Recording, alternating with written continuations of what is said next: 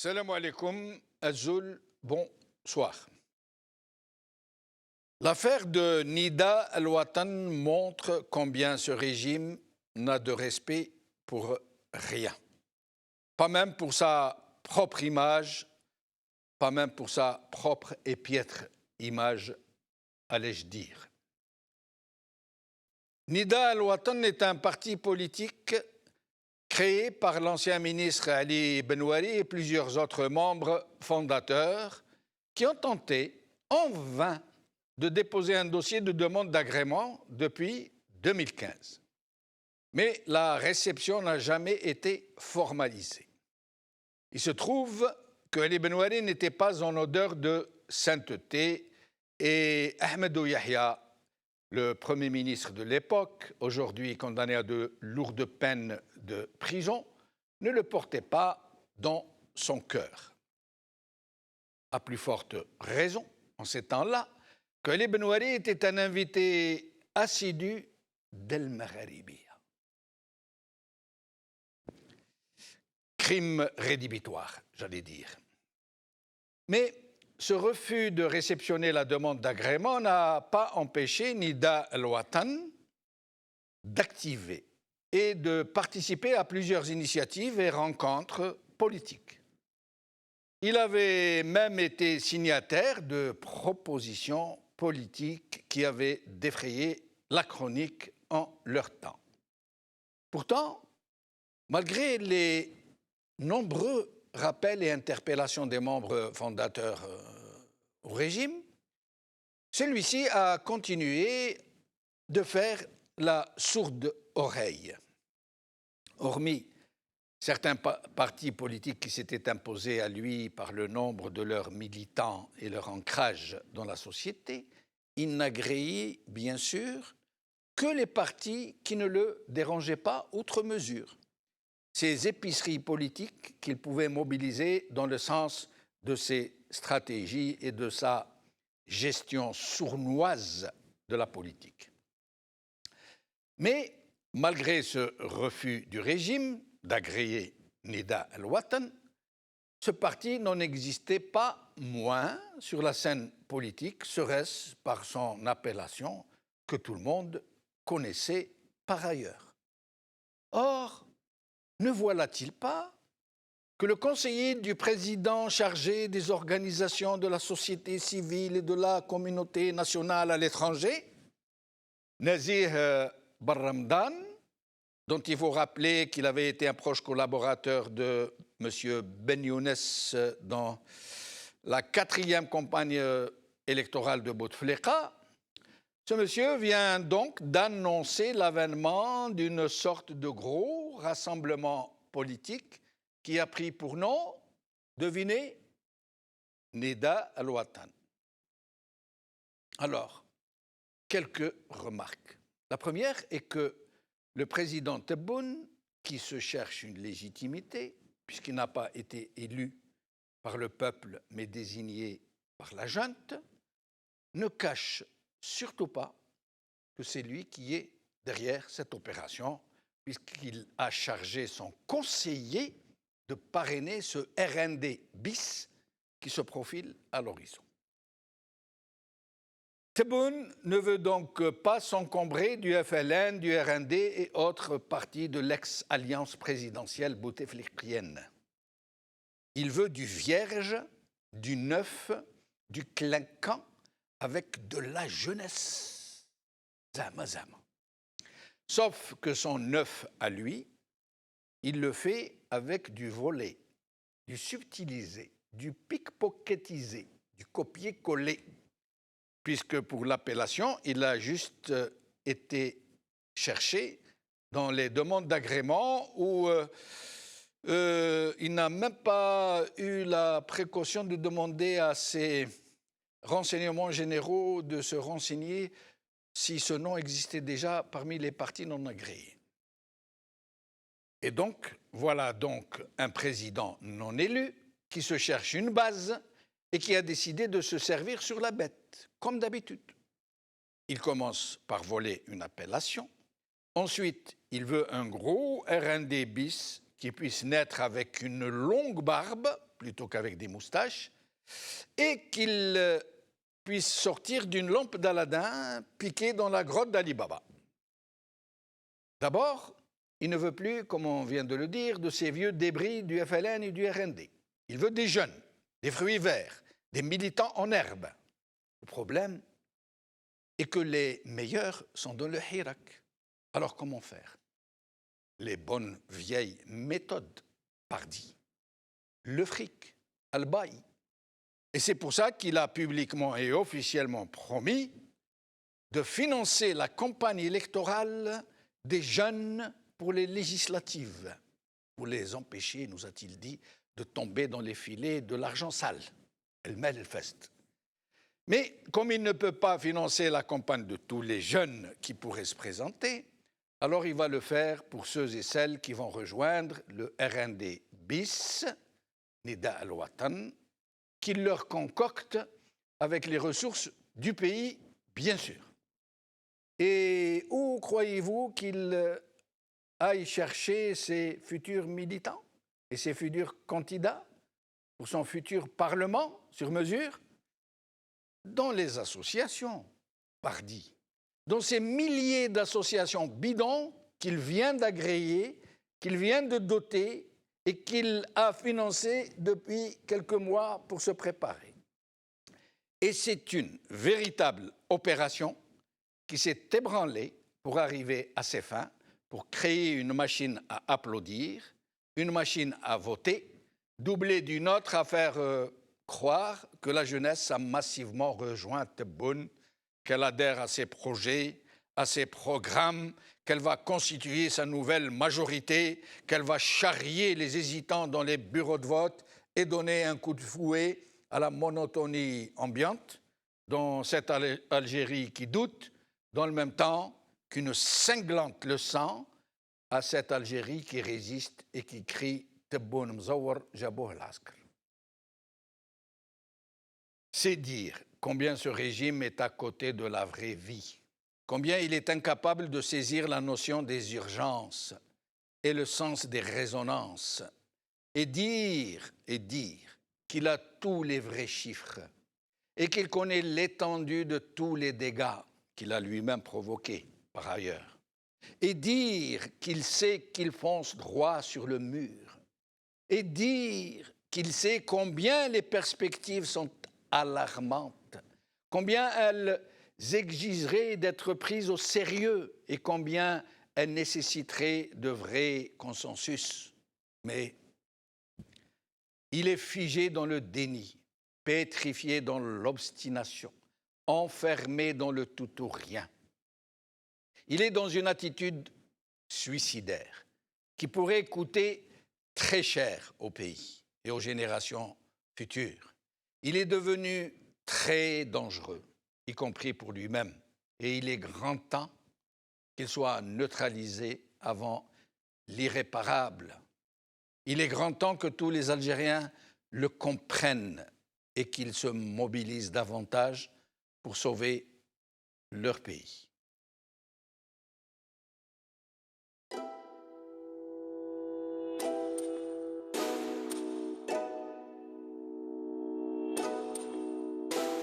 يما كتري من الدعاوي ولادك راهم خارجين يمشيوا على الحرية يما ولادك متحضرين طالبين ديمقراطية هاك الورد زيد الياسمين في مسيرة سلمية عالتغيير معولين اليوم الشعب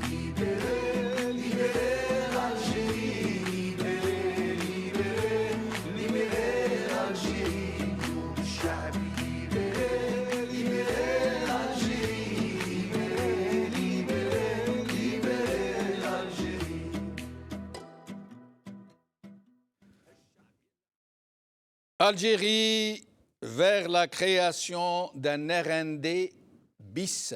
C'est le titre de notre émission d'aujourd'hui. Et pour en parler, j'ai ici avec moi Idir Ounnoren, analyste politique. Idir, merci d'être avec nous. Bonsoir, merci pour votre invitation. Ravi de vous retrouver. Moi aussi. Et ravi de vous voir tous les deux avec votre J'osais pas annoncer, partenaire Younsi. Brahim Younsi, cadre du MDA de 82 à 88. C'est Brahim, merci d'être avec nous. Merci de l'invitation de nouveau. Salutations aux téléspectateurs et puis bon retour à mon ami Ider. Voilà. Merci. Les téléspectateurs se languissaient de lui. Alors avec nous, Chaban Kassi qui va nous faire une petite revue de la presse. Chaban, merci d'être avec nous. Merci Djamaldine, bonsoir aux invités, même si on s'est croisés avant, mais surtout bonsoir et bienvenue aux téléspectateurs. Et au téléphone, nous allons avoir Farida Hamidi, hirakiste, au téléphone. Farida, merci d'être avec nous. Merci à vous. Bonsoir. Bonsoir tout le monde. Bonsoir les invités. Bonsoir aux téléspectateurs. Merci pour l'invitation. Merci. Et Ali Benouari, ex-ministre, président de Nida Al-Watan Authentique. Ali Benouari, merci d'être avec nous.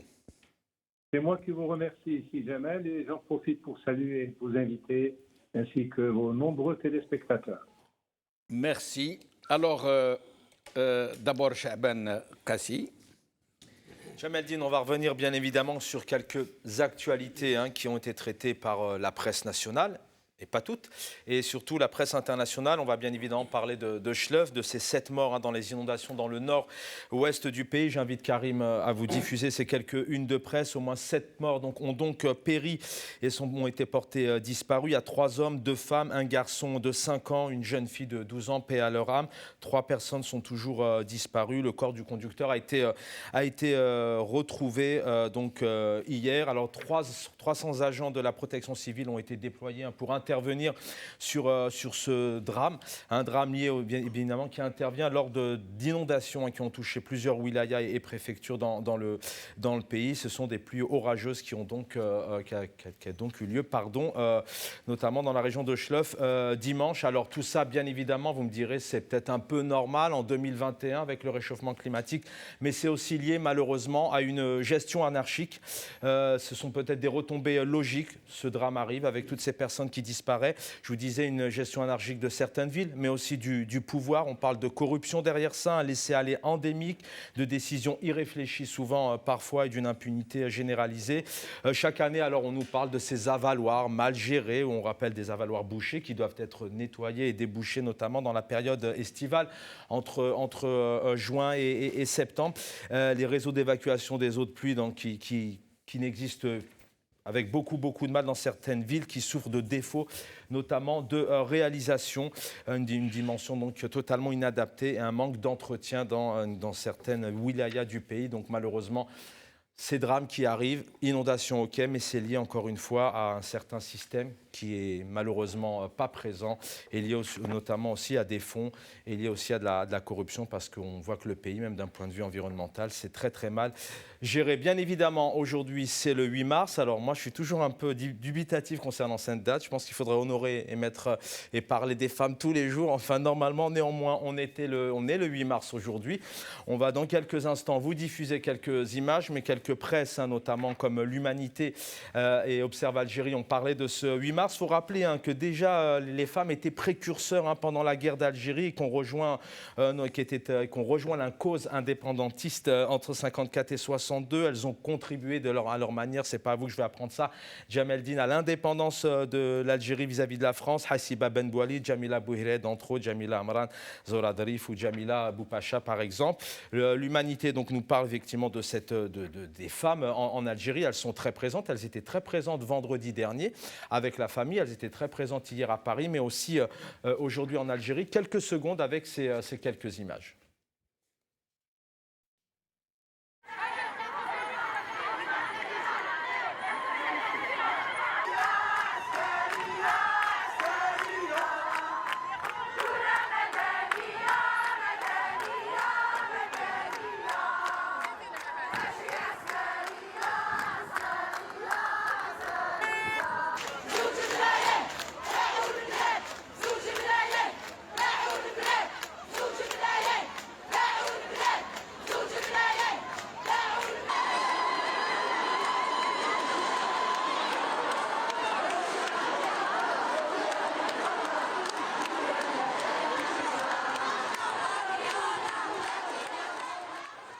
Voilà, c'était aujourd'hui à Alger, bien évidemment. Vous l'avez vu, il n'y avait pas que les femmes, c'est vraiment la famille qui est là maintenant depuis plusieurs semaines. On a pu rencontrer notamment vendredi dernier, avant de vous quitter là-dessus, c'est Nabila Benamara, retraitée de l'enseignement. Elle est là tous les vendredis, elle est présente coûte que coûte. Elle dit clairement, notre quête de liberté n'a pas encore abouti, elle ne lâchera rien. On remarquera maintenant depuis plusieurs jours que la femme et la famille est de plus en plus présente, notamment dans le cadre de ce Hirak qui continue depuis plus de 2 ans. Et puis Observe Algérie qui nous parle notamment de l'association féministe Therwan Fadman Mansour, les enfants donc de Fadman Mansour, grande aussi et militante à l'époque dans le cadre de la guerre d'Algérie. Et puis bien évidemment un mot, mais vous allez longuement en parler, Jameldine, bien évidemment c'est Nida El Watan. Je vous montre juste comment a traité l'APS cette actualité. Vous le dites clairement, usurpation. On va écouter bien évidemment son fondateur dans quelques instants, Ali Benouari. Mais juste pour vous dire, voilà ce que dit effectivement l'APS. Création du collectif des organisations et associations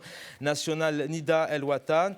Le collectif des organisations et associations nationales Nida El Watan, l'appel donc à la patrie, a été créé samedi à Alger lors d'une cérémonie présidée par le conseiller auprès du président de la République chargé du mouvement associatif et de la communauté nationale à l'étranger, donc Nazih Bey Ramdan. Vous allez longuement en parler, mais voilà comment a annoncé clairement et précisément l'officialisant, alors que c'est un parti qui existe maintenant depuis plusieurs années. Voilà, Jameldine, bonne émission. Merci, Chaban. J'aurais voulu avoir avec nous aujourd'hui Yamina Amgharaoui, grande syndicaliste que nous avons essayé en vain de joindre. Exactement. C'est dommage, Yamina, qu'on salue. Alors, merci Chaban. Nous allons commencer par Farida Hamidi, la hirakiste, la militante. Farida Hamidi, psychologue clinicienne. Alors, au sujet du 8 mars, fête de la femme, Farida.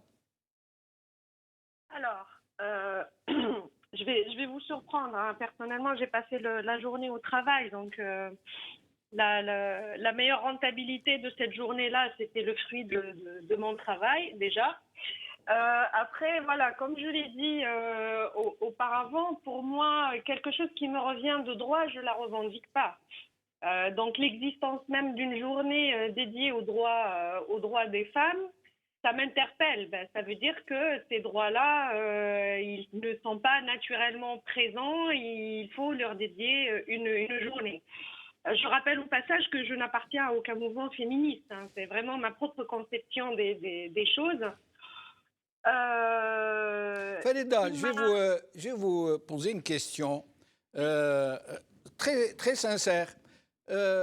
Pourquoi avoir créé cette journée de la femme? Est-ce que ce n'est pas reconnaître par ailleurs cette infériorité non dite? Pourquoi ne pas dire les droits de l'homme avec un H majuscule qui comprendrait ceux de la femme et de l'homme sans aucune discrimination entre les deux, tout simplement? Oui, la première, elle existe en l'occurrence. Hein, la journée des droits de l'homme, voilà, avec un grand H. Après, il n'y a pas la journée des droits de l'homme, tout simplement, de l'homme, du masculin.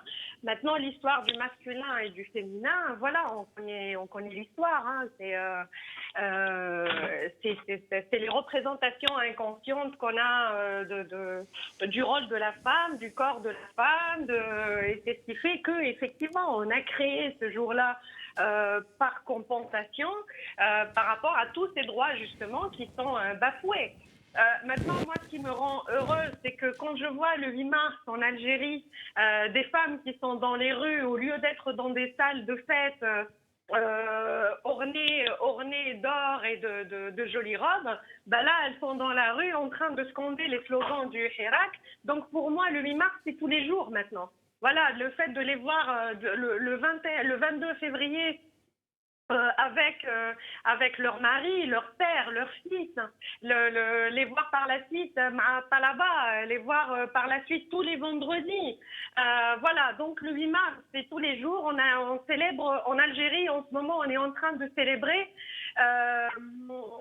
la prise de conscience de la reprise de nos droits, en fait, en tant qu'être humain, déjà. Par la suite, la question de la femme, là, qui est étroitement liée à la question de la famille, eh bien, quand on sera dans un état de droit, je pense que chacun aura ses droits, y compris les femmes et puis les hommes aussi en l'occurrence et en tant qu'être humain, oui bien sûr. Mais Farida, tout le monde aura remarqué que la reprise du Hirak qui a été très très forte, qui a étonné tout le monde, qu'il y a cependant un petit bémol, c'est que les femmes sont moins nombreuses qu'elles l'étaient pendant le Hirak acte 1, j'allais dire. Eh bien, ça va revenir. Hein. De toute façon, vous avez bien vu le degré de répression sauvage qui s'est abattu sur les manifestants, qu'ils soient hommes et femmes. Il ne faut pas oublier que les manifestations sont revenues il n'y a pas très longtemps. Le 22 février, c'est pas si loin que ça. Donc, en fait, on parle de tabi'a. C'est en train de se faire donc avec les hommes et les femmes. Naturellement, oui, effectivement, il y a plus d'hommes dans la rue, mais là, il y en a de plus en plus de femmes qui sont en train de rejoindre les rangs du Hirak avec les enfants. Donc, c'est la présence des familles maintenant qui va se faire à partir, c'était déjà le cas. Moi, en tout cas, dans les vidéos, dans les photos qu'on me transmet à chaque fois du Hirak, je vois énormément de femmes et je vois énormément de familles. Donc, Tabi'a, pour moi, elle est en train de se faire depuis le départ. Hein. Farida Hamidi, merci beaucoup. À vous retrouver très bientôt, Inch'Allah. Merci encore une fois. Alors, mes chers amis, un petit tour de micro sur le 8 mars. C'est vrai, pourquoi avoir créé une journée de la femme? Pourquoi ne pas avoir une journée de l'homme avec un H, un grand H, qui regroupe les hommes et la femme? Parce qu'on dit l'homme est méchant, ça ne veut pas dire que c'est le masculin. L'homme est bon, l'homme... donc, pourquoi qu'il n'y aurait pas les droits de l'homme avec une égalité absolument parfaite entre les deux? Et qu'on en finisse de cette discrimination. Elle est actée de manière universelle. D'abord, des droits de l'homme, c'est partir aux droits humains. Oui. Donc, à partir du moment où on considère que la femme est une personne humaine jusqu'à preuve du contraire, ces droits sont garantis. Votre interlocutrice là, qui parlait et qui disait qu'elle n'a jamais été militante, c'est son choix. Je ne veux pas commenter son choix, mais il a fallu de grandes dames pour militante. Ah oui. Ça va de Simone de Beauvoir à Gisèle Halimi, aux sœurs Groult, même bien avant. Au-delà de ça... Rosa Luxembourg. Rosa Luxembourg, elle était qui a été déportée à Cayenne. Jamila Bouher, Jamila Boupacha. C'est Louise Michel, pardon. Louise Michel. Bon, maintenant, continue. Ce que je voulais dire, c'est que dans notre évolution, par contre, nous avons un nombre infini de femmes. Ça va d'une femme de votre région, la Kahina Adhiya, ça va à Fatma Soumer, ça va à Saliha Watiki, ça va à toutes les dames qu'a cité Tinhinan, Antinéa. Oui, Tinhinan pour nos compatriotes Touareg. Toutes ces femmes-là, ce qu'il faut retenir aussi, c'est que pendant le mouvement national et pendant la Révolution, les femmes ont été d'une importance capitale. Sans elles, il n'y aurait pas eu les bombes, il n'y aurait pas eu la belle révolution, que ce soit dans les maquis, que ce soit dans Vous avez dit sans elles, il n'y aurait pas eu les bombes, ça veut dire qu'ils nous auraient laissé tranquilles? Non, mais c'est pas ça, c'est qu'elles avaient pour toutes... je parle de Hasiba Ben Bouali et de beaucoup d'autres qui ont... Moi, je dis une chose, c'est que même Madame Hamidi, vous avez posé la question, les femmes sont moins nombreuses.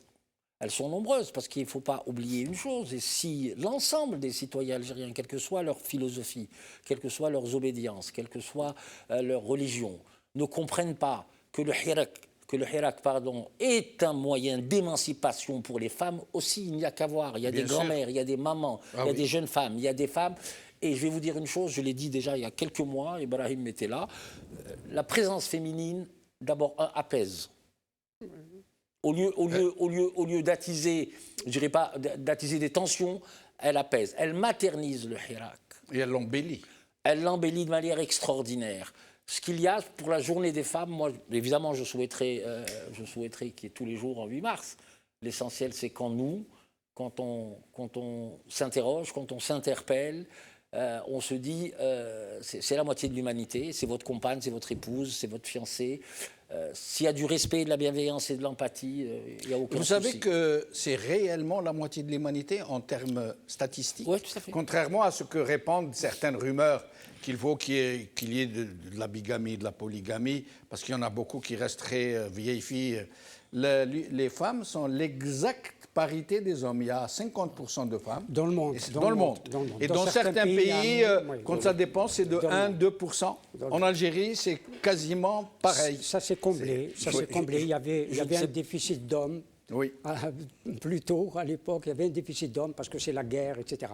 Mais en Chine, par exemple, il y a un petit déficit de femmes. Pourquoi? Parce que comme c'est pour avoir un seul bébé, alors on se débarrasse de la fille, généralement. Maintenant, c'est deux. Voilà, maintenant ils ont un peu... Pour revenir à l'histoire du 8 mars, c'est pas une date qui a été décidée comme ça, de façon arbitraire. D'accord. C'est tout le combat de Clara Zetkin, l'Allemande. Et c'est quasiment elle qui a imposé cette journée du 8 mars. C'est Clara Zetkin. Et bien sûr, avant elle, en 1871, etc., Louise Michel, tout le combat de Louise Michel, etc. Et d'ailleurs, Louise Michel... On en parlait il y a 2 jours au téléphone. Absolument, absolument. Et Louise Michel disait, à l'époque, en 1871, parce qu'elle était, j'allais dire, la leader de la commune, de l'insurrection de la commune de Paris, en 1871, elle a dit, c'est dans la révolution que battent nos ailes, celles des femmes. Comme c'est beau. Oui, absolument. Et Stendhal, rendant hommage précisément à Clara Zetkin, parle du doublement des forces intellectuelles du genre humain. Aujourd'hui, nous avons vu effectivement chez nous le doublement des forces intellectuelles. Permettez-moi juste une chose, j'ai vu il y a plus de 40 ans un reportage en France, sur une chaîne de télévision, sur le féminisme. D'ailleurs, il y avait la papesse du féminisme français, d'ailleurs que j'avais rencontré dans un débat à LCI à l'époque. J'ai oublié son nom, elle est paralysée, elle était toujours dans un fauteuil roulant. Et il y avait une Française qui était aussi une leader du féminisme français. Le journaliste lui pose la question suivante. Quel compliment voudriez-vous qu'on vous fasse? La réponse m'avait scotché. Jusqu'à maintenant, je cherche le sens. Elle dit qu'on me dise que j'ai une intelligence masculine.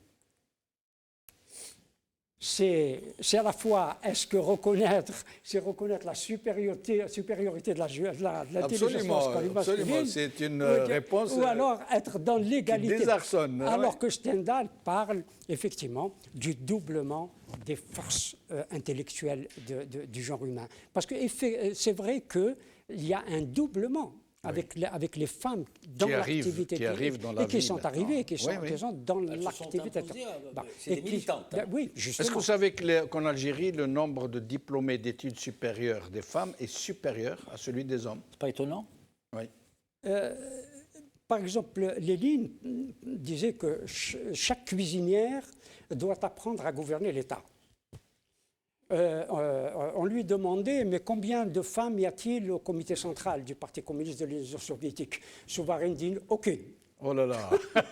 Comme quoi, les intentions ne sont pas toujours... Voilà, préparer les femmes à gouverner, mais on ne leur faisait pas la place qui était la leur, qui devait être la leur. Ali Benouari, sur le 8 mars. Eh bien, j'en profite pour souhaiter une bonne fête à toutes les femmes de notre pays et à toutes les femmes dans le monde, d'ailleurs, sans discrimination, particulièrement aux femmes algériennes qui sont, comme nous le savons, braves, courageuses, battantes, et leur dire qu'on a besoin de vous plus que jamais. Voilà, les hommes ne peuvent pas être seuls sur le terrain des luttes politiques. Donc, comme les jeunes, les femmes doivent s'assumer. Et voilà, mais je leur souhaite plein de bonnes choses. Très bien. Alors, une question, par exemple, Que pensez-vous de cette décision de la des nouvelles décisions électorales sur la nouvelle loi électorale qui prévoit, qui oblige d'avoir 50% de candidates femmes aux élections? A priori, ça pourrait être une bonne chose. A priori, pourquoi pas? Parce que ça pousserait les partis et les hommes à aller vers les femmes, à leur faire de la place, à les encourager. Il ne faut pas oublier que les femmes, c'est nos sœurs, c'est nos femmes, c'est nos filles. Et donc, a priori, c'est une très très bonne chose.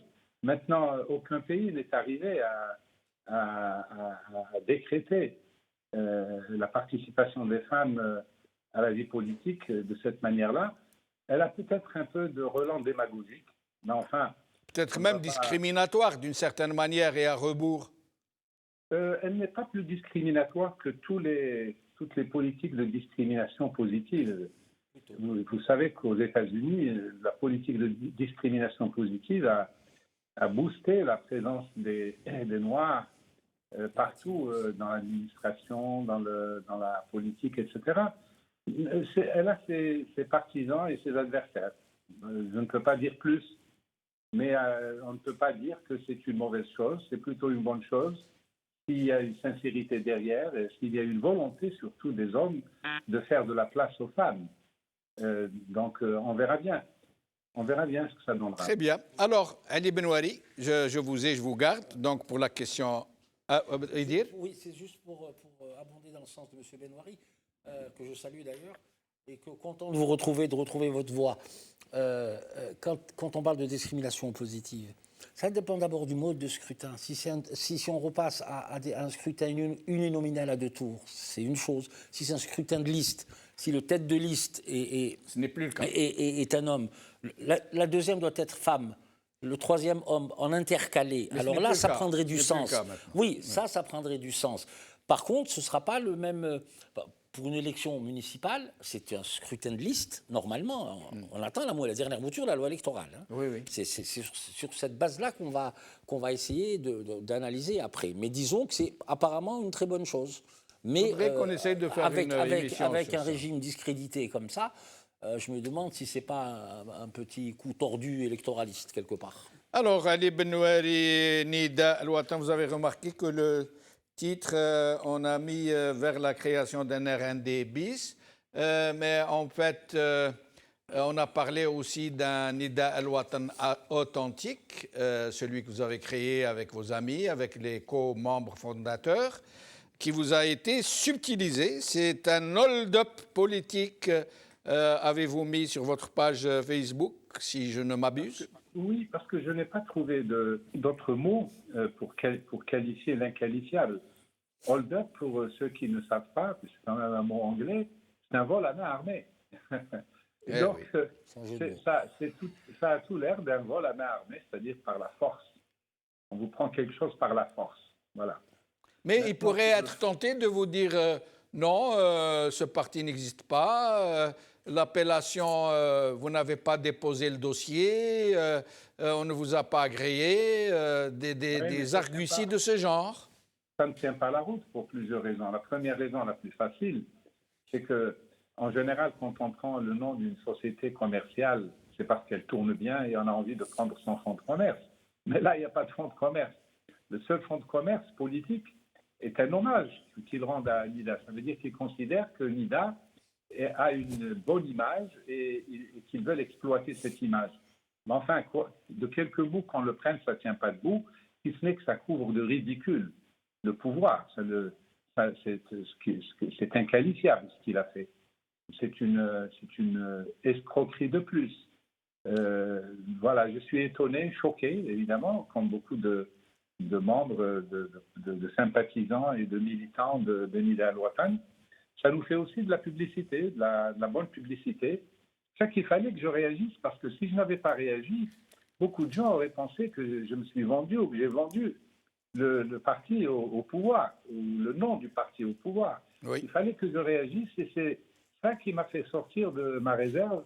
Vous vous êtes certainement rendu compte que depuis 18 mois, j'observe une grande réserve quant aux événements politiques, me concentrant sur l'économique, qui est quand même un sujet, j'ai estimé que j'avais peut-être plus de choses à dire sur l'économie, mais enfin voilà, à mon corps défendant, me revoilà plongé dans la politique. Je ne m'en plains pas. Je ne m'en plains pas au fond parce que tout le monde s'est rendu compte, depuis longtemps d'ailleurs, qu'on ne peut pas résoudre les problèmes économiques sans s'attaquer aux réformes politiques. Moi-même, je le disais. Donc c'est un juste retour des choses. Alors, on reste encore un peu sur cette histoire de Nida Al-Watan. D'abord, est-ce que vous comptez ester en justice, ester le régime algérien en justice? Ester en justice où? En Algérie. Vous croyez réellement que... Ah non, moi je sais, hein, moi j'ai la réponse à l'avance. Je vous pose la question. Je ne le ferai pas parce que c'est une question politique, elle n'est pas judiciaire. Elle n'est pas judiciaire, elle est politique et donc elle mérite un traitement politique et c'est ce que j'ai commencé à faire et que je continuerai de faire. Et voilà, c'est une question politique. Vous avez déjà commencé par alerter l'opinion publique algérienne. Hein, Absolument, et l'opinion publique algérienne, y compris la diaspora.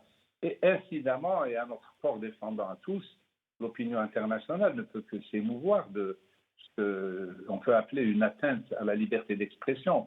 Parce qu'interdire à un parti d'activer, parce qu'au fond, ils sont probablement malins. Ils ont dû se dire, non, quand on ne lui donne pas d'agrément, l'équipe Bouteflika a tout fait, utilisé aussi une manœuvre honteuse pour nous empêcher de déposer notre dossier. C'est un traitement. Justement, pourquoi ont-ils refusé? Je me rappelle que vous l'avez dit dans cette émission, enfin dans l'émission du Top 3, vous l'avez dit à plusieurs reprises, que ce régime refusait de réceptionner votre dossier qui vous parlait d'une histoire de téléphone, je me rappelle. J'en ai d'ailleurs tellement parlé que par la suite, je me suis dit que il est vain d'en reparler. Mais l'occasion se représente pour dire que depuis 6 ans, chaque fois que nous nous présentons au ministère de l'Intérieur avec notre dossier, on nous dit « Ah, Nida Al-Watan, pas question, vous prenez un rendez-vous par téléphone. Quand on vous donnera rendez-vous par téléphone, là, vous venez avec votre dossier. » Et ça fait 6 ans que cette plaisanterie dure. Elle a commencé avec Bouteflika, mais aux surprises, elle continue avec Tebboune, dont on pensait qu'il serait, au vu de la Constitution, de la Constitution du 1er novembre, on pensait que les choses allaient être assouplies et que, enfin, les tourments de Nida Al-Watan allaient se terminer, puisque dans cette Constitution, c'est le régime déclaratif. Autrement dit, que ce soit pour une association civile ou un parti politique, on va déclarer, donc on assouplit les règles. Eh bien, loin d'assouplir, donc c'est une première contradiction flagrante, on durcit encore plus, puisque on a refait des tentatives pour déposer le dossier, on nous a refait la même réponse, on a appelé des jours et des jours au téléphone. Alors, soit ils ne répondent pas, soit quand on leur dit que c'est pour Nida, ils raccrochent, ou alors ça sent dans le vide. C'est incroyable. Jusqu'à ce que j'ai été amené à saisir M. Karim Younes, qui peut-être suit votre émission en ce moment. Le 17 janvier, il m'a dit que la demande était tout à fait recevable, que c'était dans ses cordes en tant que médiateur de la République. Et donc, je lui ai envoyé une lettre expliquant un peu le problème et il m'a promis qu'il ferait le nécessaire à son niveau. Et pendant que j'attendais que les choses, que le problème se règle, voilà le coup de massue de l'usurpation du nom de Nida. Pourquoi ils ont mis le grappin. Alors, restez avec nous, Ali Benouari. Brahim Younsi, pourquoi ils ont mis le grappin sur Nida Al-Watan? Est-ce que ça parce que ça sonne bien, Nida Al-Watan, dans des temps pareils? Ou est-ce que pour une autre raison? C'est de circonstances. Bien sûr que ça sonne très bien. Le pays. C'est une belle trouvaille, hein, Nida Al-Watan. Oui, tout à fait. Le pays vous appelle, etc. L'appel de la nation. Oui. À mon sens, c'est plus qu'une usurpation.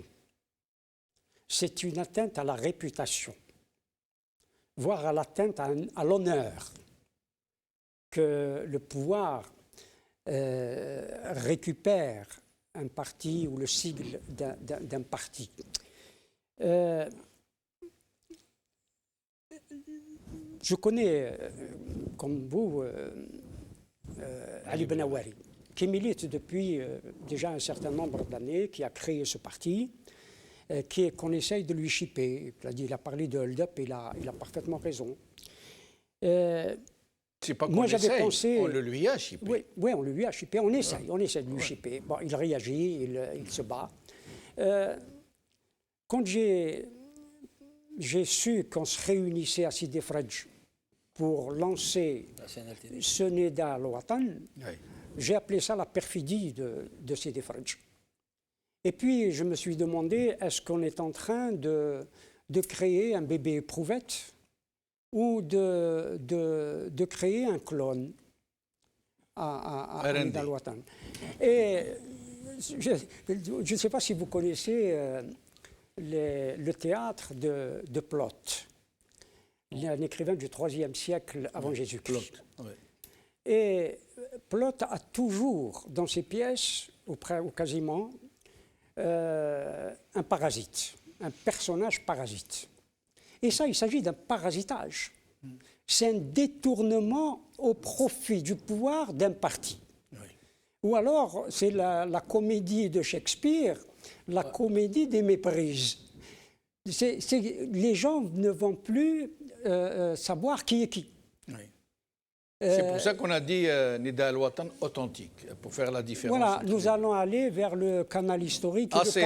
Voilà, comme le Hirak. Comme l'Irak, l'Asil. Donc, c'est faire effectivement une comédie des méprises entre les deux cycles, entre les deux partis, et le pouvoir, d'une certaine manière, gouvernalise, si j'ose dire, un parti politique auquel il a refusé de donner un agrément. Moi, je dirais plus, il le nationalise. Il le nationalise, absolument. J'apporte tout mon soutien à M. Benoît. Et donc, voilà. Mais ce qu'il faut oublier... Mais dans quel but il le fait? À mon avis, il le fait aussi, dans le but de former une association de malfaiteurs. RND bis. Mais le RND s'est montré et on a découvert une association de malfaiteurs. Oui. Mais pourquoi oui.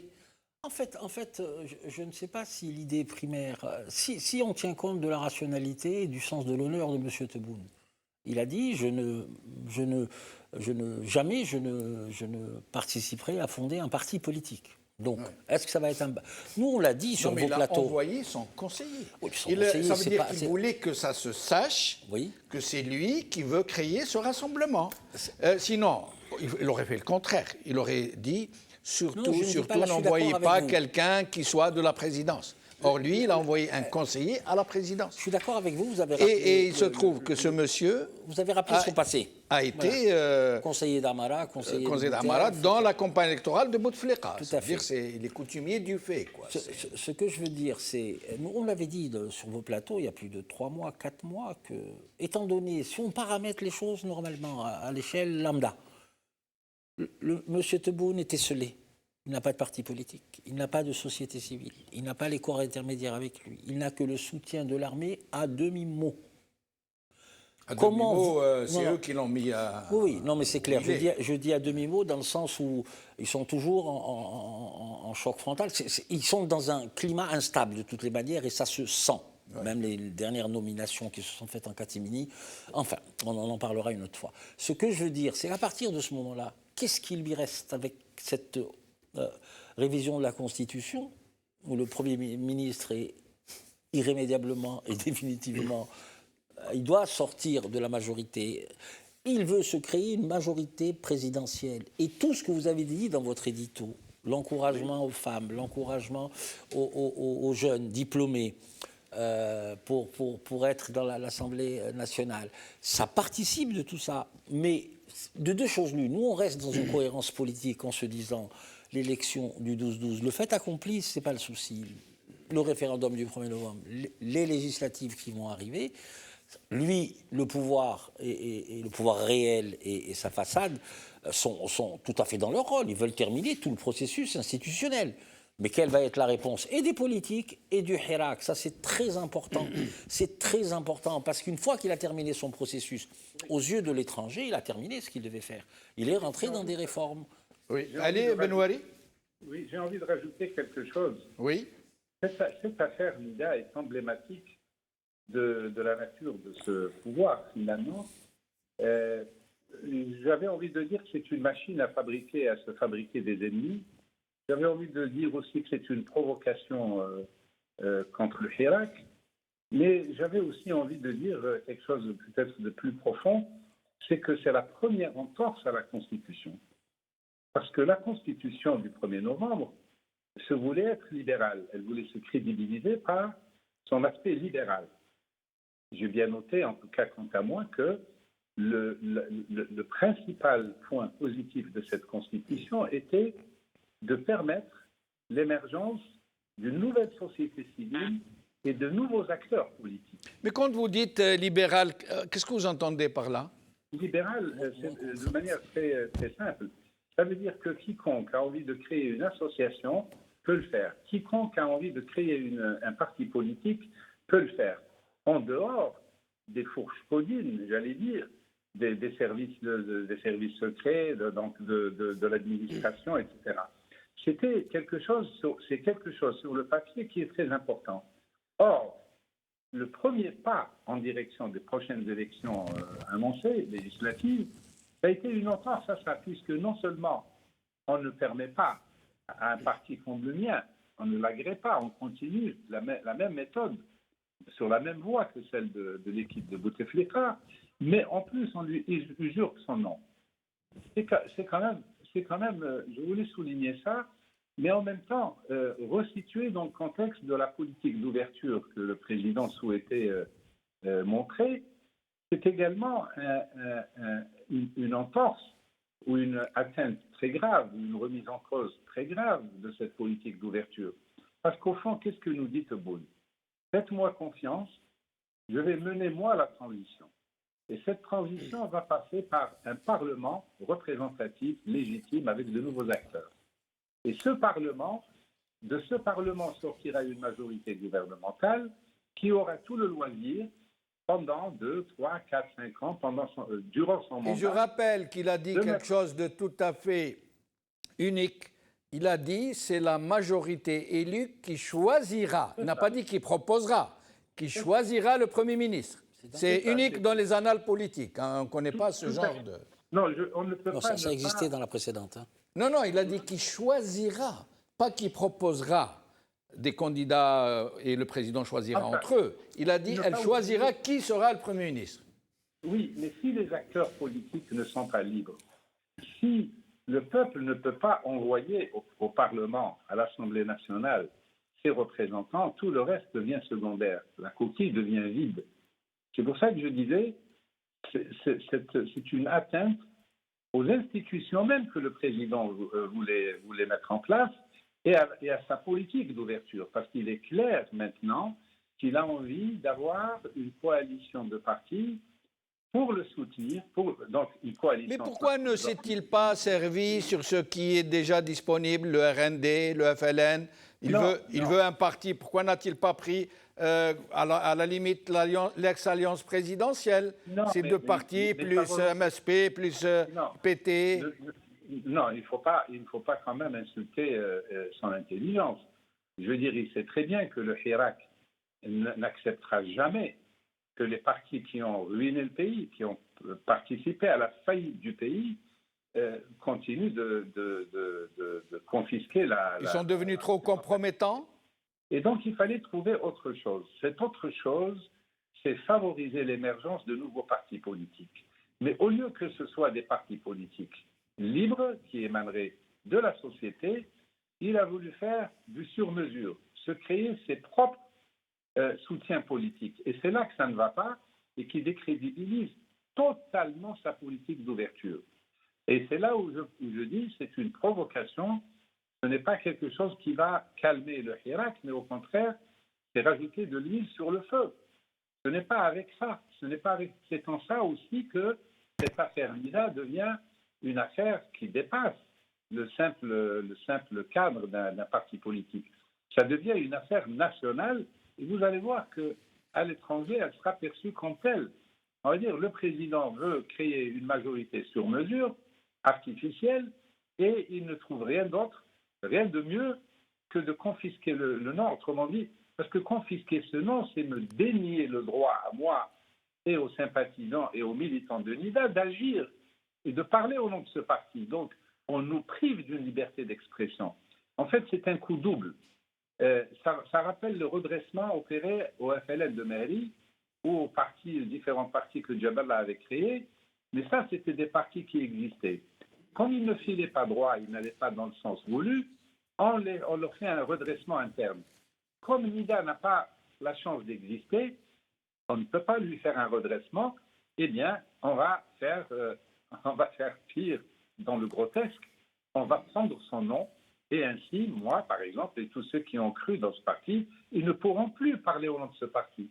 Et au contraire, ils auront l'impression, eux, ils se donnent l'impression de faire du neuf. Du neuf, comme disait aussi, appelle la patrie, c'est joli, ça sonne bien. Le peuple, la patrie appelle le président Tebboune à sauver le pays, etc. Et tout ça sur fond d'une déliquescence, d'une décrépitude économique, d'un effondrement qui ne laisse pas de temps à personne, et encore moins au président. Parce que là, on continue de bricoler, mais on va voir où ce bricolage va nous mener dans 1 an ou dans 2 ans. Parce que je rappelle que l'enjeu n'est pas uniquement d'élire des représentants du peuple. L'enjeu final, comme de toute politique, c'est de faire prospérer le pays, ou en tout cas de lui éviter la faillite. La voie qui est choisie va accentuer la faillite. Elle ne va pas sauver le pays. Et donc, il gagne du temps. C'est une fuite en avant. Nous allons revenir sur cette question économique. Idir, avant de vous donner la parole. Oui, pardon. Alors d'abord, malheureusement, un 9e corps a été retrouvé dans ces inondations dans le nord-ouest du pays. Rabbi Rahmou, Rabbi Rahmou Kamel. Et 2 autres personnes sont toujours disparues. Alors avant de vous donner la parole, nous avons lancé une nouvelle formule. Nous demandons donc à nos téléspectateurs qui vont sur la page Microscope Al-Magharibiya sur Facebook pour poser des questions. Nous leur avons demandé de poser des questions courtes parce que nous ne pouvons pas toutes les passer. Donc je vais vous en dire quelques-unes parmi les plus courtes et je vous laisserai y répondre. Mais allez-y d'abord. Ce que je voulais dire, M. Benouari disait que la Constitution qui était supposée être libérale de M. Tebboune, je crois que la clarification politique est d'une impérieuse nécessité dans ces temps de disette. Ou de 2 choses l'une, ou l'ensemble du Hirak qui exige, et à la limite, une transition. Comment organiser la transition? Comment aller vers ce processus constituant où tous les hommes politiques et les partis politiques suggéraient ça depuis très longtemps, et même, je crois même à cette époque, M. Benouari, même quand vous étiez porte-parole, je pense, de Mouatana, vous l'exigiez à l'époque. Maintenant, nous sommes en face d'une situation politique qui est carrément binaire. Le pouvoir est en train de procéder à son ouverture et à terminer le processus constitutionnel. Il est dans son bon droit. Il y a l'extrême majorité du peuple algérien qui exige une transition. Il faut que les gens se situent d'abord à ce niveau-là pour qu'il y ait de la cohérence politique. Moi, je vous soutiens tout à fait pour votre parti et pour le fait qu'on ait fait un captage d'héritage alors que vous êtes bien vivant et je vous souhaite longue vie. Mais à un moment donné, il faudra essayer, il faudra nourrir le débat, revenir aux fondamentaux du Hirak. C'est comment s'organiser tous ensemble. Vous l'avez suggéré dans la fin de votre intervention, avec des hommes nouveaux, parce que là, nous avons un problème finalement, à la fois d'outils et à la fois de méthode. La preuve, vous en êtes victime. C'est tout ça qui doit cesser. Mais je pense que certaines voix, dont la vôtre, dont beaucoup d'autres en Algérie, nous les connaissons tous, c'est tous des camarades ou des amis. Réponse, Ali Benouari, mais très vite, pour que nous puissions... Je rejoins tout à fait ce que vient de dire M. Noël, absolument. Le problème de fond, c'est quel type de transition nous voulons. Mais là, je voulais dire simplement que devant une transition dégagiste, où le pouvoir part et où le peuple s'organise d'une manière à trouver pour faire une constituante, ou bien on s'engage dans une transition plus douce, moins audacieuse, Et c'est ce que Tebboune semblait, c'est dans cette voie que le président Tebboune semblait vouloir engager le pays, en disant, voilà, je vais faire la transition, mais sa politique, toute cette politique d'ouverture ne peut pas réussir sans un Parlement représentatif. C'est-à-dire qu'en supposant que nous allions dans sa direction, OK, président... Mais si c'est un Parlement représentatif, Ali Benouari, ça voudrait dire un suicide pour Tebboune. Il choisirait un Parlement qui ne voterait pas ses propositions de loi, qui le gênerait aux entournures. Ce ne serait pas logique, j'allais dire. C'est un débat Oui, super, votre mais raison. mal engagé. Tout à fait, votre question est tout à fait pertinente. Mais ce que je veux dire par là, c'est qu'à supposer que l'on crédite le président Tebboune d'une bonne volonté, d'une démarche sincère, il s'y prend mal. Parce qu'on peut imaginer que réellement il a l'intention de faire une transition douce, c'est-à-dire mettre en place tous les outils de la transition pendant son mandat. Mais, et il a clairement affiché, il l'a dit, un Parlement représentatif. De ce Parlement émanerait un gouvernement. Ensuite, ce Parlement pourrait se voir assigner la condition d'élaborer une nouvelle constitution dans 4-5 ans. Oui. Comment dire, Oui. on prend le temps. Oui. On prend le temps, ça peut se défendre. Il y a des partisans de cette voie, hein, Oui. de cette voie un peu moins audacieuse, mais plus pragmatique, qui pourrait marcher. Mais au lieu de s'engager dans la voie de l'élection d'un Parlement représentatif, qui pourrait donc aller vers la logique que je viens de décrire et qui est la logique sous-jacente au discours du président Tebboune, la direction qu'on a prise est tout à fait opposée. Alors, Brahim il n'est pas Younsi, question, pardonnez-moi, Wally, juste allez-y. un point avant que je n'oublie. oui, La voie d'un Parlement représentatif dont émaneraient les instruments de la transition, justice transitionnelle, gouvernement transitionnel, etc., un peu à la tunisienne, pour faire court, cette voie-là nécessite une amnistie. Ça veut dire que tous les opposants, j'extrapole exprès, hein, ça veut dire que pour que ça marche, il faudrait que tous les Algériens soient autorisés à concourir, à aller à des élections. Autrement dit, que ce soit les opposants qui sont à l'étranger ou ceux qui sont à l'intérieur, seraient autorisés à participer au jeu politique. Ce qui n'est pas le cas, puisque au lieu d'avoir une ouverture, nous avons bel et bien une fermeture du champ et politique. je vous demanderai tout à l'heure à vous-même pourquoi, justement, vous ne rentrez pas en Algérie. Qu'est-ce qui se passe alors que vous en avez le droit, normalement? Brahim Younsi souhaite vous répondre, je crois. Mais avant, je vais lire quelques questions. Nous allons le faire à chaque fois dans toutes les émissions. Alors, très vite, je choisis uniquement les questions les plus courtes.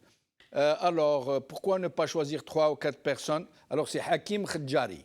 Pourquoi ne pas choisir 3 ou 4 personnes pour représenter le Hirak? Sortir juste le vendredi, c'est de la perte de temps. L'Arbi Nafa, maintenant que le Hirak ne s'arrêtera jamais, que va faire le pouvoir? Farida Malek, pourquoi ne pas commencer une grève générale pour faire une pression sur ce régime sans perdre de temps et leur laisser le temps de s'organiser? Hassan Faisal Saleh, je ne comprends toujours pas pourquoi le peuple algérien est indécis quand on a désobéissance civile qui sera sans aucun doute l'estocade pour ce pouvoir infâme. Je vous dis toutes les questions et après je vous laisse répondre à celles que vous voulez. Mohamed Saïd Mohamedi, il est temps que la diaspora bouge, s'organise pour former un gouvernement provisoire. Qu'est-ce que vous pensez? Miguel Lito, ce nouveau parti, c'est une idée des décideurs militaires sécuritaires ou de Tebboune, comme l'avait fait Zaroual avec le RND? C'est une question, point d'interrogation. N'est-ce pas, Abed Hammou, n'est-ce pas une utopie que de vouloir transformer une dictature en démocratie? Et Toufir Snoussi Brixi, le Hirak est l'âme et le gardien des aspirations profondes du peuple. Pourquoi n'a-t-il pas généré de nouveaux partis politiques censés représenter ces différentes sensibilités et rester ainsi dans le flou et le manipulable? Brahim Younsi. J'espère que vous avez noté les questions qui vous intéressent. Globalement, on va essayer de se les passer, là. Allons-y. Pas seulement. C'est un peu le discours d'Ali Benouari.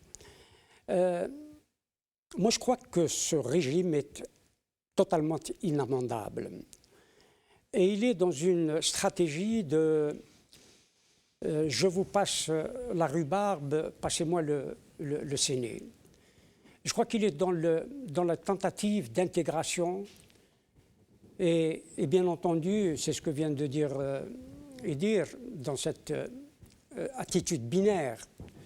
Les uns, ceux qu'on peut intégrer, on les intègre dans le système et les autres, c'est la répression.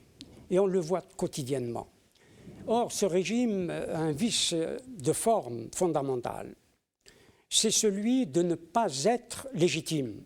Je crois qu'on est toujours dans la confrontation, et on l'a dit souvent chez vous, entre la légalité et la légitimité.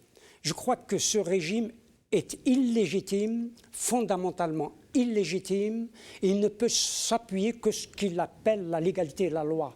Je ne considère pas même qu'il est dans son bon droit de faire ce qu'il fait. Il essaye de se placer dans une attitude de légalité alors qu'il n'a aucune légitimité à faire ce qu'il fait. Parce que les Algériens ne lui ont pas donné cette légitimité-là. C'est cette légitimité qui doit lui faire loi, en fait. Oui, mais absolument, parce que la légitimité précède la légalité. Or, lui joue la légalité parce qu'il a mis un certain nombre de choses dites légales. D'abord, la Constitution. D'abord, la Constitution. Je ne crois pas même qu'il est, comme le dit Ali Benawari, dans la libéralité. Moins encore dans le libéralisme. Je crois que c'est le mot qu'il a. Enfin, il a dit libéral. Il a dit libéral. Il a dit libéral. Mais oui. Pas dans son acceptation économique. Hein. Oui, non. Mais il y a le libéralisme politique. Oui, tout à fait.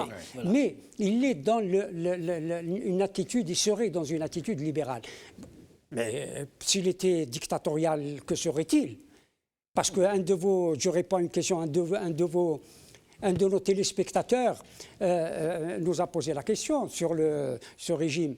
Est-il dictatorial? Il y a un gouvernement. Comment une dictature pourrait créer une démocratie? Ouais. Ben, il a parfaitement raison. Il a parfaitement raison. C'est une logique imparable. Oui, dans aucun pays au monde où la dictature a généré la démocratie. C'est extrêmement rare, à moins que les dictateurs, cela s'est vu en Grèce, cela s'est vu au Portugal, cela s'est vu en Chili, cela s'est vu partout dans le monde, où les dictatures n'ont jamais donné naissance à des démocraties. Et c'est cette révolution-là qui est en train de prendre le chemin de la démocratie. Et ce que nous avons vu aujourd'hui, où la diversité féminine s'est manifestée, où la nation, encore une fois, s'est manifestée dans sa pleine diversité, c'est là qu'on voit la démocratie. Il faudra le consacrer.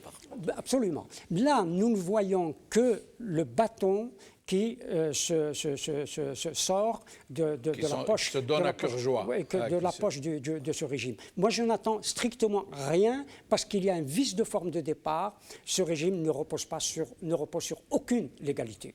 Ce que je voulais dire, je souscris avec Brahim sur le problème de fond, moi je dirais. Pardon? Un vice de fond? Oui, si vous voulez, mais on parle en tout cas... Si ce n'était qu'un vice de forme, à la limite... Il y a un vice. Non, parce que le problème de légitimité se pose. Je ne pense pas que ce gouvernement ou ce pouvoir récemment installé a, la légitimité, et même la légalité, je crois que Brahim en a assez parlé. Ce qu'il faut savoir, c'est qu'on ne peut pas gouverner raisonnablement contre son peuple. Ce n'est pas possible. Donc ça renvoie aussi aux deux principes énoncés précédemment. Il ne s'agit pas simplement de revendications politiques, M. Dencheno. Je dirais même plus, sans être, moi je ne suis pas un va-t-en-guerre, hein, mais pour moi c'est une marque de défiance, carrément, de défiance contre le pouvoir et contre son cœur nodal. Donc on ne peut pas, Ali disait tout à l'heure, une transition douce. Je veux bien, nous ne sommes pas des va-t-en-guerre de toutes les manières, hein, nous sommes pour une transition négociée dans le temps, avec l'institution militaire, ça c'est un point de vue personnel. Avec le vrai détenteur du pouvoir. Avec le vrai détenteur du pouvoir.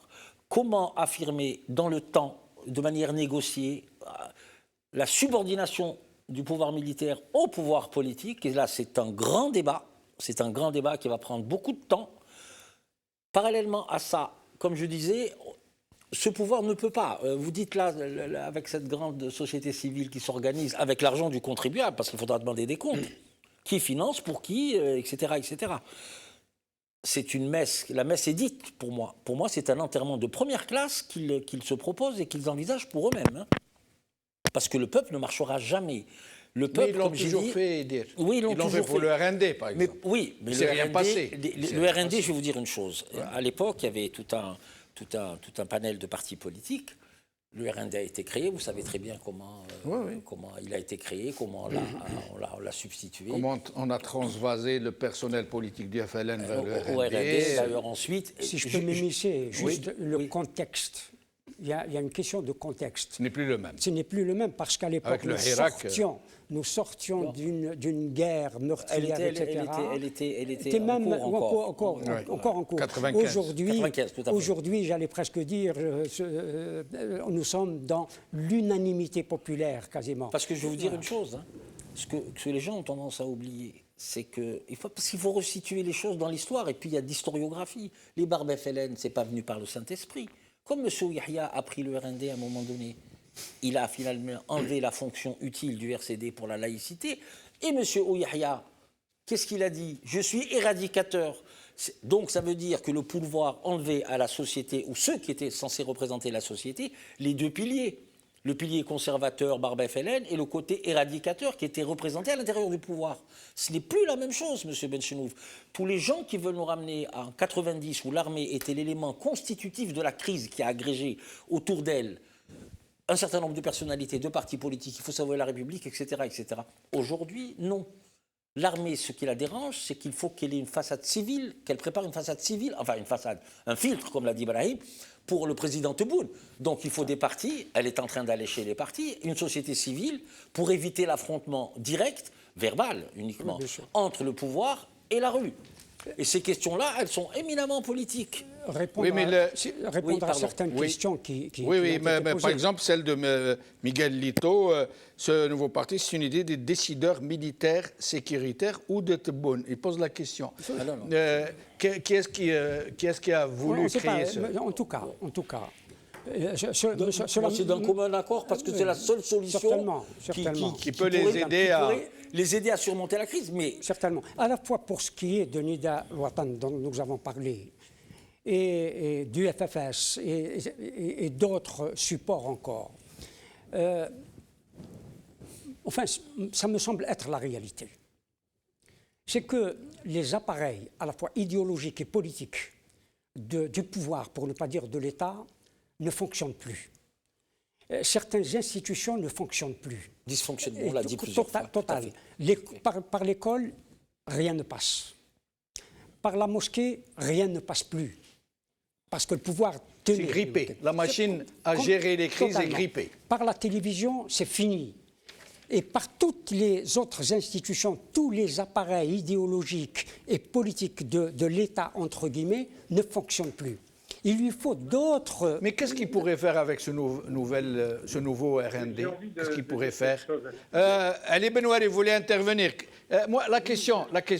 Qu'est-ce qu'il pourrait faire avec ce nouveau RND qu'ils sont en train de nous concocter? Diviser le Hirak, inciter les jeunes à aller se présenter aux élections, quoi? Vous mettez le doigt précisément au cœur du problème. La nouveauté aujourd'hui que le pouvoir semble sous-estimer, c'est le Hirak. Voilà. Ils sont nombreux au sein du pouvoir à considérer que le Hirak va s'éteindre de lui-même pour qu'on donne une apparence de pouvoir légitime, une apparence. Mais le Hirak a bien montré son niveau de conscience extrêmement élevé. Et j'en profite pour dire que le Hirak, contrairement à ce que beaucoup de gens disent, le Hirak ne peut pas dégager de représentants. Ce n'est pas son rôle. Le Hirak est un moyen de pression qui dit constamment au pouvoir, oui, on est d'accord, il y a de bonnes solutions qui viendraient à émaner du pouvoir, ou non, on n'est pas d'accord, c'est de la triche. Les gens sous-estiment ce pouvoir de plébiscite ou de rejet du Hirak. Et pourtant, c'est la principale nouveauté. C'est l'acteur le plus puissant, c'est d'ailleurs le peuple. D'aucuns ont dit il faut appliquer l'article 7 et l'article 8. Moi, j'avais dit à l'époque, pour paraphraser un de mes anciens maîtres en droit constitutionnel, Je n'ai jamais déjeuné avec une personnalité morale. Le Hirak, l'article 7 et l'article 8 ne peuvent être appliqués qu'au travers d'élections. Parce que l'article 7 dit le peuple est dépositaire de toute souveraineté. Mais au travers de ces élections.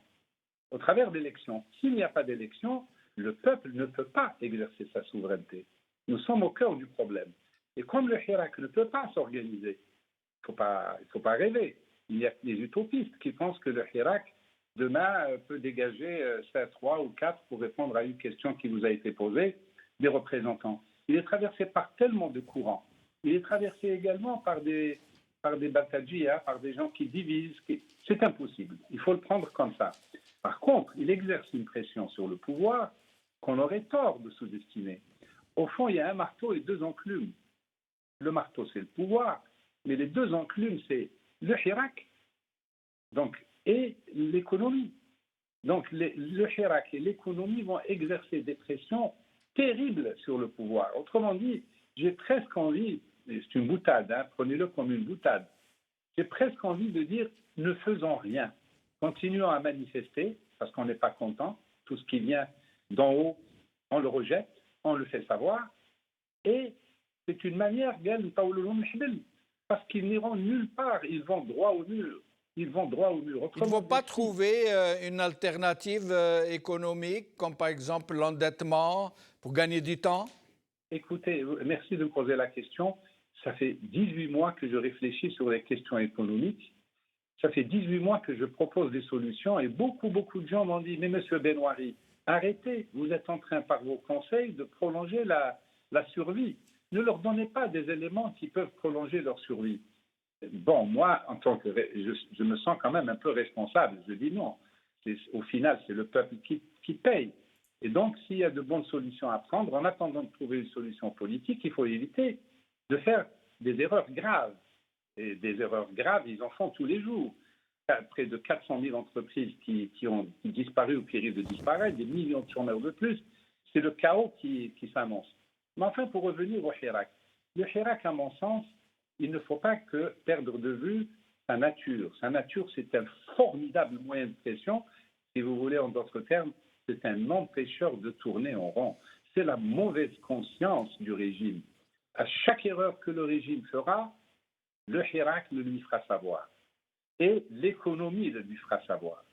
Voilà un peu ce que je voulais dire. Restez avec nous, Ali Benouari. Je vais vous demander, mes chers amis, de faire des tours de micro un peu dynamiques pour essayer de traiter de questions.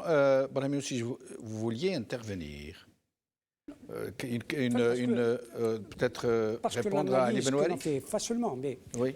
Il ne faut pas se tromper d'analyse, à mon avis, concernant ce que l'on appelle le Hirak. Oui. C'est une authentique révolution. C'est une authentique... De plus en plus de voix appellent à cette personnellement, je n'ai pas cessé de le dire depuis le premier jour. Oui. D'abord, les mentalités, et on le voit quotidiennement, si j'ose dire, les mentalités ont changé, l'esprit a changé. Et comme dirait mon ami Idir, les Algériens font aujourd'hui nation. Ils font face collectivement, j'ai dit tout à l'heure, unanimement au pouvoir, au système, au régime. Ils veulent absolument que ce régime tombe. Et l'intermédiation, je comprends ce que dit Ali Benouari, mais il n'y a plus d'intermédiation. Et c'est cette intermédiation que le pouvoir veut absolument créer de façon artificielle. Entre lui-même et la révolution. Et la révolution. Il veut absolument qu'il y ait des porte-paroles, mais des porte-paroles que lui aura légitimés d'une manière ou d'une autre. Et des députés qu'il aura lui-même financés pour être la majorité. Mais évidemment, aujourd'hui, me semble-t-il, c'est que depuis quelques semaines, depuis que la révolution a repris son cours, on voit les équilibres. Et il y a des équilibres qui se sont instaurés, j'allais dire naturellement, dans la révolution. Maintenant, on se pose la question de savoir, est-ce qu'il y a les mêmes équilibres à l'intérieur de l'armée?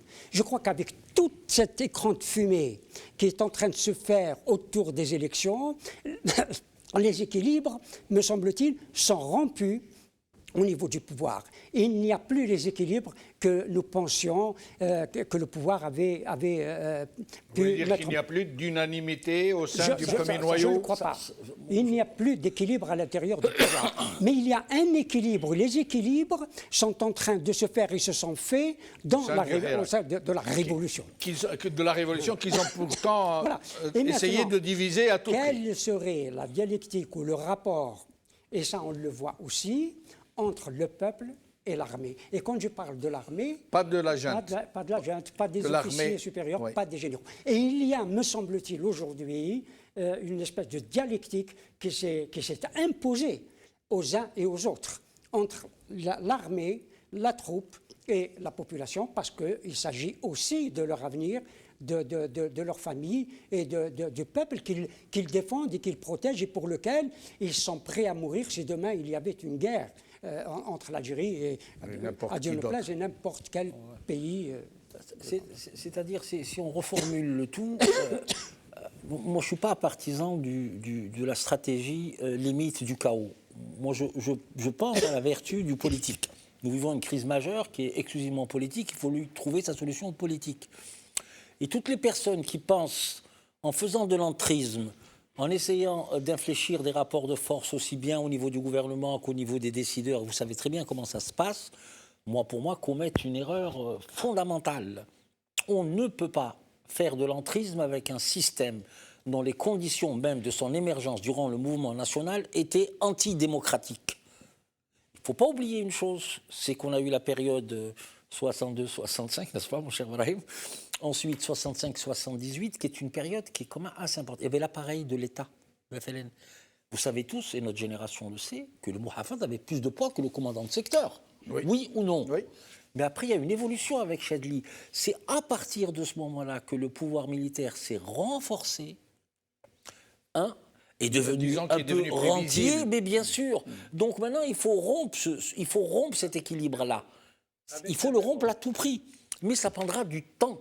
Alors, Parce il y a des symboles, il y a des symboles qui, à un moment donné, qui sont plus forts que les discours. Et le pouvoir, normalement, doit envoyer des signes, des symboles de volonté de rupture. Il y a une question pour vous, Abdou Akrouf. Que prépare cette mafia avec la création d'un RND 2? Moi, honnêtement, d'abord, c'est des architectures complètement dépassées. Et ils oublient, je ne sais pas si c'est Brahim ou Ali Benouari qui a dit on oublie la donne fondamentale qui est le Hirak. On va avoir encore un échec au niveau des élections législatives. Il ne risque pas de diviser le Hirak en tendant une aussi alléchante carotte à de jeunes qui veulent se présenter, qui pourraient être tentés d'abandonner le Hirak pour un poste de député. Mais bien évidemment que des ambitions personnelles peuvent émerger. Avec Brahim, souvent on en a parlé, il y a 3, 4, 5 mois, on a posé de la problématique des partis politiques. Comment vont-ils réagir à l'annonce de la programmation donc claire avec la nouvelle loi électorale, des élections législatives? Mais ça ne bouleversera pas les plateaux qu'on voit là, ce peuple-là. Combien de fois, moi, les partis qui vont se présenter, le jeu est haïssable d'après Feud, où j'ai dit on a un seul mot d'ordre, c'est comment arriver à entamer des véritables rapports de force, nourrir le débat pour quel type de rapport de force, et amener le cœur nodal du pouvoir à aller vers une transition. Dès qu'on est d'accord sur la transition, l'opposition se réunit et à partir de ce moment-là, crée les conditions d'aller en transition. Brahim Younsi, très vite, puis Ali Benouari. Brahim Younsi. Oui, le débat... Une minute. Allez-y, Ali Benouari. Mais il y a... Allez-y. Le débat vient de s'élever et je m'en félicite. Merci. Parce qu'on est au cœur du problème. Brahim Younsi a parlé d'une révolution. Nous sommes en présence d'une véritable révolution. Je ne peux qu'être d'accord, comme tous les Algériens, avec lui, mais je voudrais rajouter révolution pacifique. Parce que la caractéristique principale de la révolution algérienne du Hirak est qu'elle est pacifique. Parce que, croyez-moi, si elle ne l'était pas, avec les millions de gens qui sortent dans la rue, avec des mamans et des épouses et des sœurs et des... Voilà. le bémol, j'ai envie d'apporter un bémol à Sibrahim et un bémol à Idir. Je Oui. crois que ce qu'il dit Il est faudra le faire fondamental. assez vite parce que nous allons devoir tourner encore une fois le micro. Hein. La force du Hirak, on en a parlé. C'est une force de pression permanente. La faiblesse du Hirak est que le Hirak n'est pas violent. Parce qu'il était violent, le pouvoir serait déjà tombé. Et j'ai dit d'ailleurs, au commencement du Hirak, au mois de mars dernier, j'avais dit ce n'est pas en dansant et en chantant qu'on fait peur, qu'on fait fuir un régime.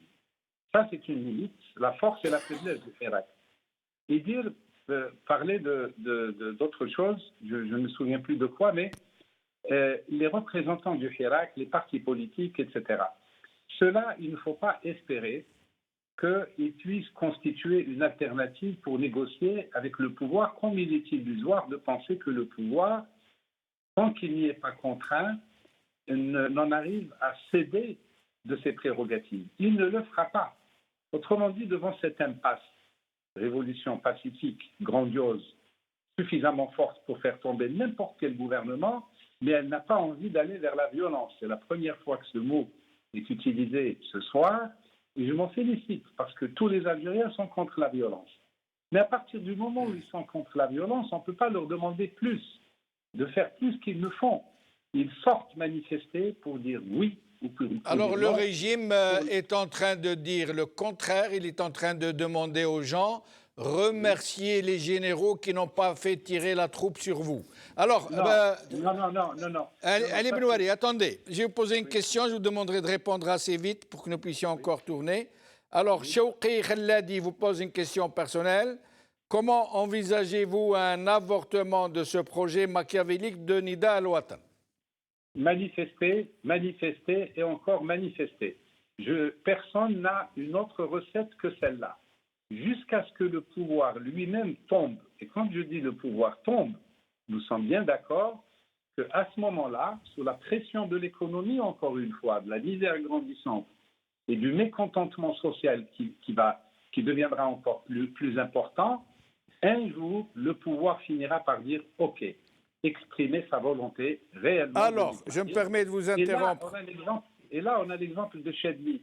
Chedli Benjdid a offert 2 fois une solution politique, on oublie de le dire. Chedli Benjdid, en 88, rappelez-vous son fameux discours du 11 octobre. Qu'est-ce qu'il a fait devant?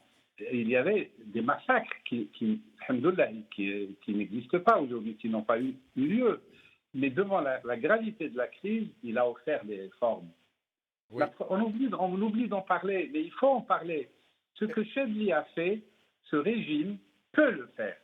Et alors, je me permets de vous interrompre, puisque nous allons faire un dernier tour de micro. Vous allez avoir 2 minutes chacun, mais vraiment pas plus. Brahim Younsi, ce sera le dernier tour de micro. Toujours à la révolution. C'est le point de départ et le point d'arrivée. C'est cette révolution, qui n'est pas un Hirak où seulement on danse, on chante. Il y a aussi, plus que des slogans, des mots d'ordre qui font programme. Quel est son objectif immédiat? Parce qu'il y a des objectifs immédiats et des objectifs plus ou moins lointains. L'objectif immédiat qui est quasiment atteint, c'est de prendre son destin en main. Ce peuple n'a plus besoin d'intermédiaires pour prendre son destin en main. Il ne veut plus le confier à qui que ce soit d'autre. Donc il entre dans une démocratie directe. On oublie toujours cela. Le peuple veut absolument soit le maître d'œuvre, soit le seul souverain, et il est le seul souverain. Il a pris sa souveraineté. Si vous me permettez, parce qu'il y a des questions économiques. Oui. La question sociale économique se pose évidemment. Le peuple l'a relégué au second plan parce qu'il est en train de refonder la nation, mais de refonder la nation, et on l'a dit tout à l'heure, sans l'uniformiser. Les questions sociales et économiques, le peuple consciemment les a rejetées à plus tard, dans l'immédiat, après l'immédiat. Moins de 2 minutes. Oui, je vais essayer. Il y a des moments dans la vie politique où les symboles sont plus forts que tous les discours. Et quand je dis les symboles, les slogans, etc., je rebondis un peu sur ce qu'a dit Brahim. Par rapport à Ali, je suis d'accord quand il dit les partis politiques. Moi, je parle de famille politique. Là où tu as raison, Ali, c'est qu'on ne peut pas capter la demande à la fois sociétale et politique, et la demande même économique du Hirak, qui est une masse informe. Il n'y a aucun souci là-dessus. Mais moi, j'invite nos compatriotes à réfléchir. Sur la transition, c'est comment organiser la transition, comment la négocier, même sur le mode de scrutin. Moi, j'en ai parlé un peu avec Brahim au téléphone il y a quelques jours. On peut très bien envisager, et quand je dis parti politique, l'Ida al-Watan aussi, qui pourrait rentrer dans une coalition avec d'autres partis qui partagent la même vision de l'Algérie, la même prospective sur l'Algérie, comment organiser l'Algérie d'aujourd'hui à celle de 2060, par exemple. Tout ça, ça peut se concevoir. Si on pouvait tout simplement réserver, mettons qu'on ait une assemblée de 500 députés, on réserve 250 aux familles politiques ou aux partis politiques. Et les 250, ce serait l'expression dans les conseils des architectes nationaux, dans les conseils des médecins, les journalistes, réservés aux jeunes, réservés aux femmes féministes, réservés à toutes ces associations autonomes qui pourraient élire. On aurait une assemblée mixte, ce que disait Brahim, peu de représentativité. Vaste chantier. Mais on ne peut pas s'interdire d'y réfléchir. Bien sûr. Voilà ce que je voulais dire. Merci. Alors, désolé Brahim aussi, mais 5 secondes alors. Oui, 5 secondes. Pour revenir à la question de l'économie. Oui. On sait que l'appareil productif algérien est dans une situation d'agénésie. Il n'y a plus d'appareil productif. Il n'y a même plus de prolétariat. Alors, Ali Benouari, vous avez moins de 2 minutes. Nous avons débordé. Je vous en prie, Ali Benouari, le mot de la fin. J'entends bien ce que disait Idir et aussi ce que disait Brahim, mais pour que le Hirak puisse déléguer des représentants, il faudrait un chef d'orchestre. C'est parce que dans l'anarchie, ça ne peut pas se faire. Et quand je dis le chef d'orchestre, ça veut dire qu'il faut que le pouvoir soit contraint. Abdiquer pour le pouvoir, c'est réellement abdiquer son pouvoir de diriger le pays, mais pas son pouvoir d'orchestrer. Il faut qu'un jour ou l'autre, et je pense qu'on y arrivera, Inch'Allah, je pense qu'un jour ou l'autre, le pouvoir usera de son rôle de chef d'orchestre pour organiser cette transition, et c'est ce qu'on lui demande au fond. Parce qu'on ne veut pas de violence, parce que si le peuple algérien s'était autorisé la violence, il serait déjà parti. Je crois qu'on est tous d'accord là-dessus. Et comme le peuple algérien ne veut pas de violence, eh bien, la balle est toujours dans le camp du pouvoir, c'est-à-dire du pouvoir militaire, le pouvoir de fait. Et je me permets de vous interrompre, Ali Benouari, pardon, il reste plus... Brahimi aussi, 5 secondes, vraiment là, 5. Hein. Je ne crois pas que cette révolution a besoin de leader, oui. Mais pour le moment, elle a besoin de modalités. Par quelle modalité elle peut élire ou elle peut avoir des représentants? Et je me permets de vous interrompre. Merci beaucoup à mes 4 invités. Merci beaucoup à vous, chers amis, d'avoir suivi cette émission. Selmiya, Selmiya, Khawa Khawa, Bqaw ala khair.